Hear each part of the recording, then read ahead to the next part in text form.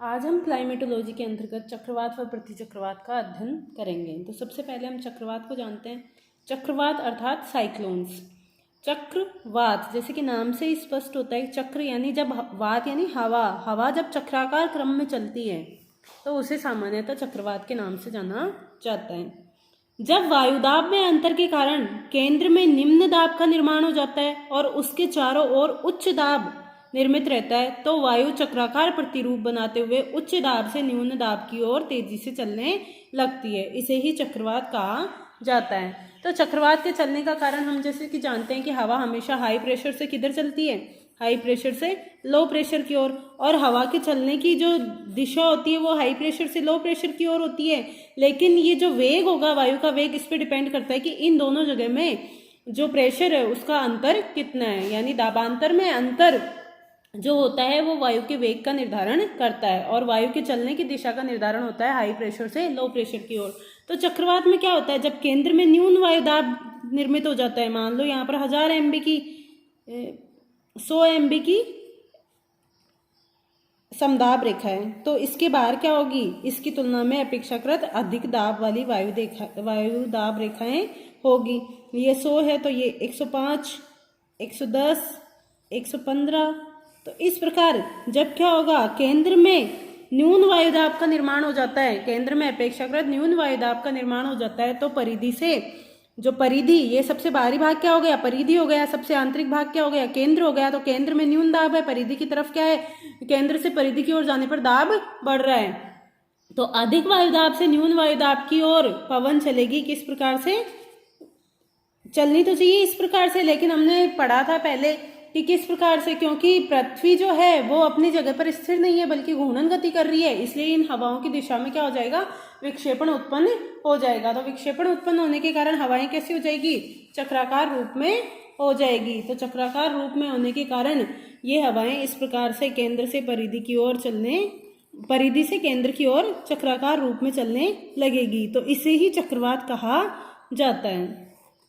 जब परिधि से यानी अधिक वायुदाब से केंद्र में न्यून वायुदाब की ओर, केंद्र की ओर चक्राकार क्रम में हवाएं चलती है तो इसे ही चक्रवात के नाम से जाना जाता है। इस प्रकार चक्रवात सामान्यतः चलते फिरते न्यून दाब के केंद्र होते हैं जो चारों ओर से अधिक वायुदाब वाली समदाब रेखाओं से घिरे हुए होते हैं। यानी जो चक्रवात होगा उसके केंद्र में न्यूनतम मान वाली समदाब रेखा पाई जाएगी और केंद्र से बाहर की ओर बढ़ने पर समदाब रेखाओं का मान भी क्या होता जाएगा, बढ़ता जाएगा। चक्रवात में वायु के चलने की दिशा उत्तरी गोलार्ध में एंटी क्लॉकवाइज और दक्षिणी गोलार्ध में क्लॉकवाइज होती है। आप देखो इसमें जो हवाएं चल रही है परिधि से केंद्र की ओर, इनकी दिशा क्या है, घड़ी की सुई की दिशा में, अर्थात ये क्लॉकवाइज है। तो क्लॉकवाइज है तो हम इसको देख के आसानी से पता लगा सकते हैं कि ये जो चक्रवात है ये उत्तरी गोलार्ध का है या दक्षिणी गोलार्ध का है, क्योंकि दक्षिणी गोलार्ध में जो परिधि से केंद्र की ओर चक्रवात में हवाएं चलती है वो क्लॉकवाइज चलती है, ये क्लॉक डायरेक्शन है। तो ये किसका हो गया, दक्षिणी गोलार्ध का चक्रवात हो गया। और अगर इसमें हवाओं का क्रम इस प्रकार से ना होकर इस प्रकार से यूं हवाएं चलती, यानी यहाँ बनाते हैं जैसे केंद्र में न्यून वायुदाब का केंद्र से बाहर की ओर जाने पर समदाब रेखाओं का मान बढ़ता जा रहा है। ये मान लो 100 MB की है, 105 MB, 110 MB, 115 MB। जब आप समदाब रेखाएं बनाओगे तो समदाब रेखाओं के बीच का अंतराल हमेशा समान रखा जाता है। तो अगर हवाएं एंटी क्लॉकवाइज चल रही है, एंटी क्लॉकवाइज मतलब हवाओं का क्रम इस प्रकार से है, परिधि से केंद्र की ओर इस प्रकार से चल रही है, तो ये घड़ी की विपरीत, सुइयों की विपरीत दिशा में चल रही है, तो ये कौन सा, उत्तरी गोलार्ध का चक्रवात हुआ।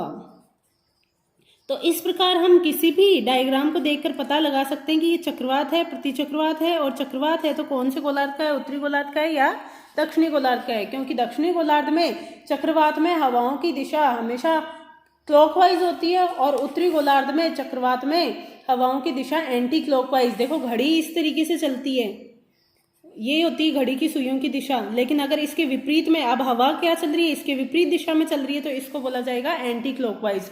तो उत्तरी गोलार्ध में चक्रवात में पवनें एंटी क्लॉकवाइज चलती हैं। अब है चक्रवात के प्रकार।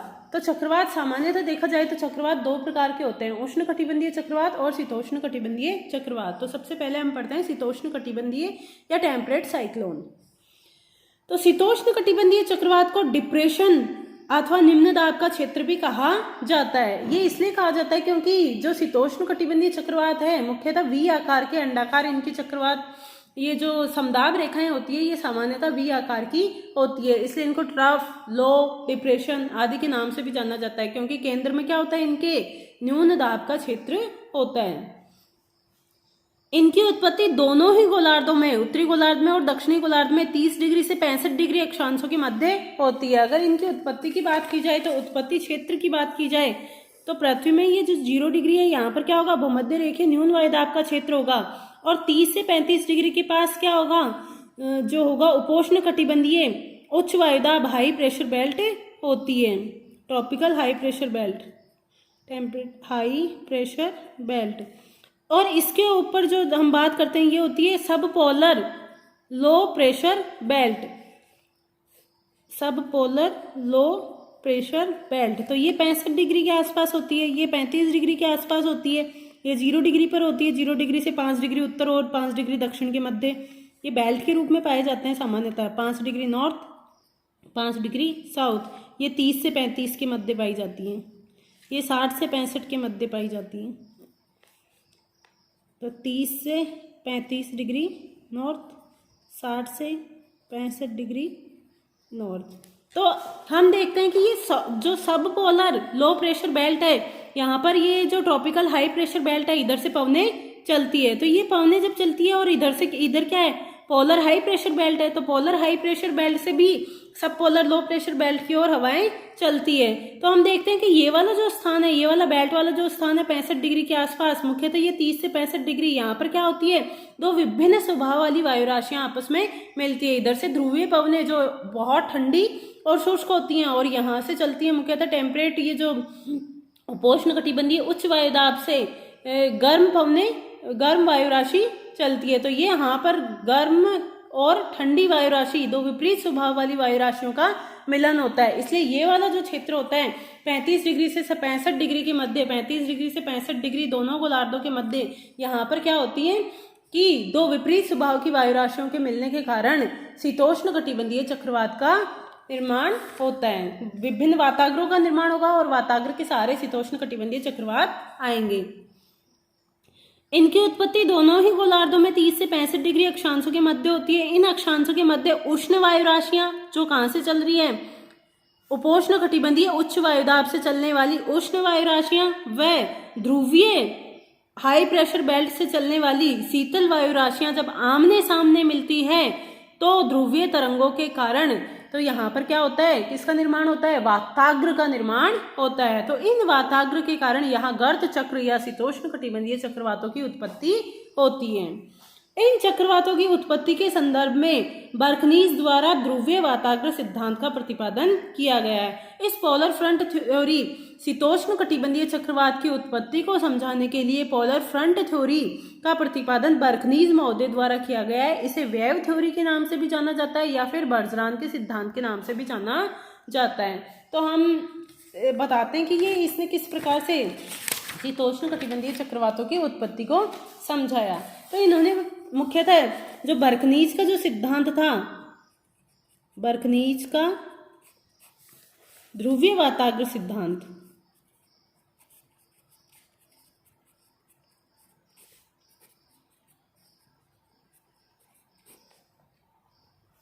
बर्कनीज का जो ध्रुवीय वाताग्र सिद्धांत था उसमें उन्होंने बताया कि शीतोष्ण कटिबंधीय चक्रवातों की उत्पत्ति या जीवन काल 6 क्रमिक अवस्थाओं में देखा जाता है, जिसमें उसने पहली अवस्था बताई कि सबसे पहले क्या होता है, जो ये उष्ण वायु राशियां और शीतल वायु राशियां, यानी उत्तरी ध्रुव से अगर बात की जाए, यहाँ पर उत्तरी ध्रुव से क्या होगा, शीत वायु राशियां, और दक्षिणी जो क्षेत्र होगा जिसको बोलते हैं हम ट्रॉपिकल हाई प्रेशर बेल्ट, वहां से क्या होगी, गर्म वायु राशियां अपेक्षाकृत क्या होती है, आपस में एक दूसरे के समानांतर विपरीत दिशा में चलती है। तो यानी यहाँ पर स्थायी वाताग्र का निर्माण होता है, अर्थात प्रथम अवस्था में गर्म व, ये गर्म वायु राशि हो गई, ये ठंडी वायु राशि हो गई।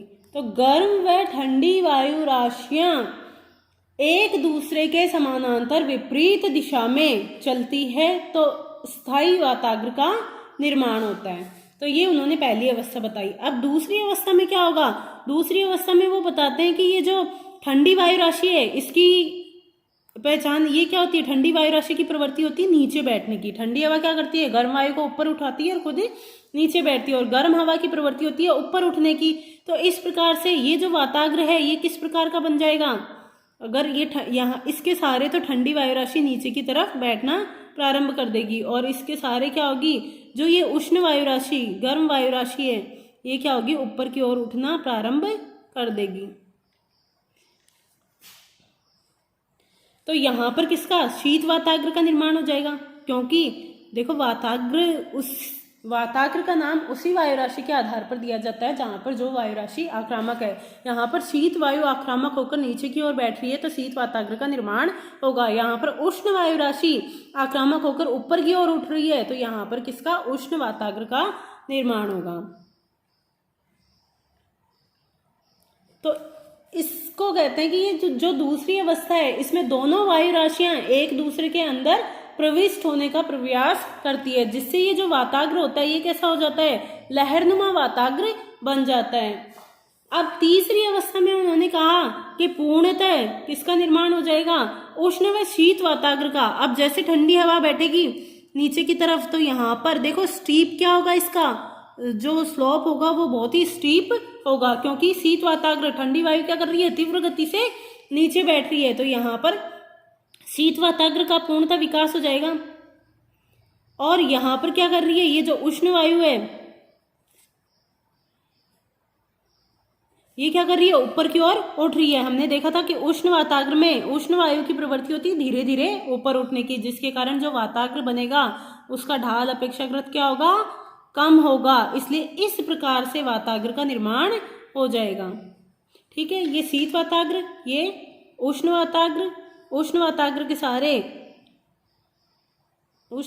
के सहारे गर्म हवा ऊपर की ओर उठ रही है, और शीत वाताग्र के सहारे जो ठंडी हवा है वो नीचे की ओर बैठ रही है। ये इसकी तीसरी अवस्था होगी। अर्थात उष्ण व शीत वाताग्रों का पूर्णतः विकास हो जाएगा और चक्रवातीय रूप प्रारंभ हो जाएगा। यहाँ पे क्या होगी? ठंडी हवा नीचे की ओर बैठ रही है और यहाँ पर उष्ण वायु ऊपर की ओर जा रही है। तो इस प्रकार से पूर्णतः वाताग्र का विकास हो जाएगा। यानी बर्कनीज के अनुसार शीतोष्ण कटिबंधीय चक्रवात की उत्पत्ति की तीसरी अवस्था के दौरान उस शीतोष्ण कटिबंधीय चक्रवात का पूर्णतः विकास हो जाता है। अब क्या होगा? धीरे धीरे ये जो होगा, क्योंकि ठंडी हवा तीव्र गति से नीचे बैठ रही है तो शीत वाताग्र क्या करेगा? धीरे धीरे आगे की ओर बढ़ेगा। आगे की ओर बढ़ेगा तो ये धीरे धीरे क्या करेगा? उष्ण वाताग्र का जो क्षेत्र, इसको बोला जाता है जहां पर गर्म हवा का जो क्षेत्र होगा उसको उष्ण वृत्तांश कहा जाता है। ये जो शीत वायु का जो क्षेत्र होगा इसको शीत वृत्तांश। अगर इसको वृत्त माना जाए तो हम देखते हैं कि ये वाला जो क्षेत्र हो गया ये क्या हो गया? वृत्त का एक अंश हो गया। तो इसमें कौन सी हवा है? गर्म वायु राशि है, इसलिए इसको उष्ण वृत्तांश कह दिया। यहाँ पर क्या है? ठंडी वायु राशि है, इसलिए इसको शीत वृत्तांश कह दिया। तो हम देखेंगे कि शीत वायु क्योंकि आक्रामक बहुत ज्यादा है तो क्या होगा? धीरे धीरे, क्योंकि तीव्र गति से नीचे बैठ रही है तो धीरे धीरे शीत वाताग्र आगे की ओर बढ़ेगा। जैसे जैसे ये आगे की ओर बढ़ता जाएगा वैसे वैसे क्या होगा? उष्ण वृत्तांश क्या होता जाएगा? सिकुड़ता जाएगा। यानी उष्ण वृत्तांश का क्षेत्र क्या हो रहा है? पहले इतना क्षेत्र था, अब इतना, फिर इतना, तो धीरे धीरे उष्ण वृत्तांश का क्षेत्र कम होता जाएगा और शीत वृत्तांश का क्षेत्र बढ़ता जाएगा। यानी धरातल के पास में ठंडी वायु का प्रभुत्व बढ़ता जाएगा।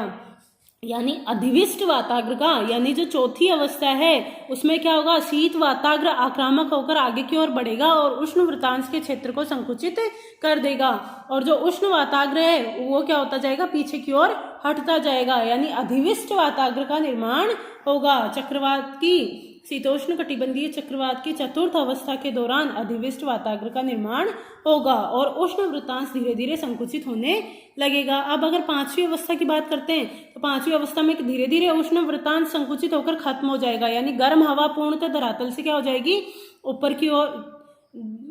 गर्म हवा पूर्णतः धरातल से गर्म हवा का संपर्क कट जाएगा और ठंडी धरातल के निकट मुख्यतः ठंडी वायु राशि का प्रभुत्व छा जाएगा। अर्थात उष्ण वृत्तांश पूर्णतः खत्म हो जाएगा और धरातल के निकट शीतल वायु राशि ही पाई जाएगी। इस प्रकार से जो होगा और छठी और अंतिम अवस्था में उष्ण वृतांश विलीन हो जाता है और चक्रवात का अंत हो जाता है। और ये जैसे ही शीत वायु राशि धरातल के निकट आ जाएगी और उष्ण वायु राशि ऊपर उठ जाएगी तो वायुमंडल में स्थिरता आ जाएगी। वायुमंडल में स्थिरता आते ही वाताग्र का अवसान हो जाएगा और इस प्रकार से शीतोष्ण कटिबंधीय चक्रवात खत्म हो जाएगा। तो इस प्रकार बर्कनीज ने 6 अवस्थाओं में शीतोष्ण कटिबंधीय चक्रवात की उत्पत्ति और उसके खत्म होने को समझाया।